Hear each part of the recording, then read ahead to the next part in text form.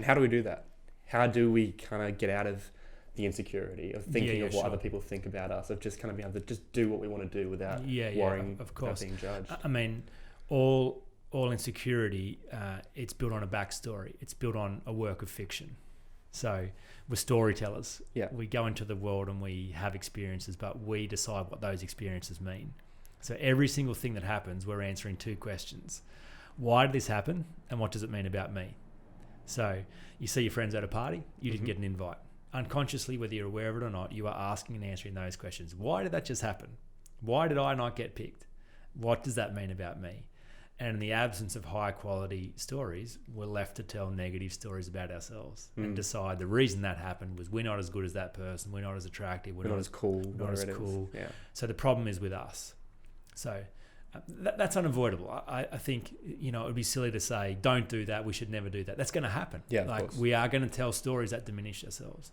I think the way out of it is just to understand the nature of story. It's to understand the fact that the world is not concrete. The world is not this objective reality. It's our experience. We bring ourselves to the world, and therefore we're not the actor in the story, we're the storyteller. Yeah. So the better we get at telling stories that are actually good for us and kind towards us, and stories that give ourselves permission to be us without anything to prove and defend, the more stable we become, the more secure we become.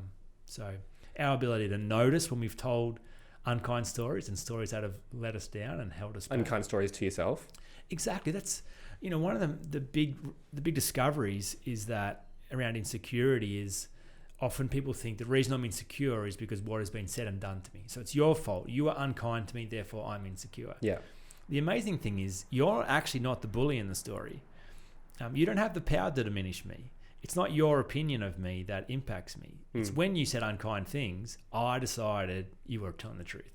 I decided that's actually right.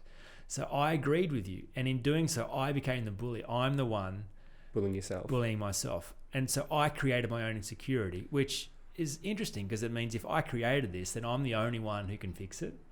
If I think you created it, then I need you to fix it. Yeah. So typically people think this problem exists outside them. They live in the victim space, and then they're looking outside themselves to fix it. So they're craving more external validation. Yeah, right. They just think if I can write on my mirror that I'm awesome, or if I can have enough positive influence or enough people encourage me, it'll all be okay. But it turns out... the positive will outweigh the negative. Yeah, but it turns out until you decide you're worthwhile, all the positive input in the world gets filtered out anyway because you don't even believe it's true.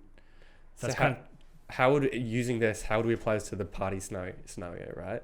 You don't get invited to a party. You're now going, oh, what does he think of me or she think of me? Am I not cool enough to fit in? How do I change that story so it's not negative and I'm not bullying myself, essentially?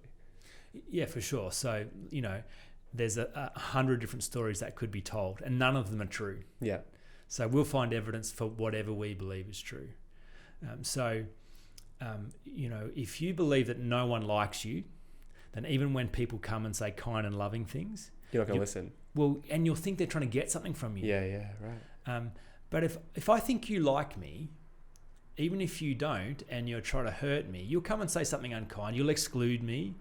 You'll pick on me. You'll do something, and I'll think, what's happening here? Clearly, he likes me. Why wouldn't he like me?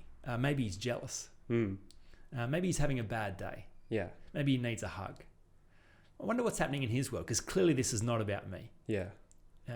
I love Don Miguel Ruiz, The Four Agreements, and he just says there's lots of cool things. I could get distracted going down that path, but the point of my story is agreement number 2 is don't take anything personally, and that's we all kind of get I shouldn't take anything personally, but the real cool wisdom behind that sentiment is the idea that it's actually not about you. So the people who've excluded you, it's actually not about you. It's about them. Maybe they're trying to prove something. Maybe they get to feel better about themselves by being the bully. Maybe they're hurting. And their way of giving themselves value is to try and prove that they're better than other people.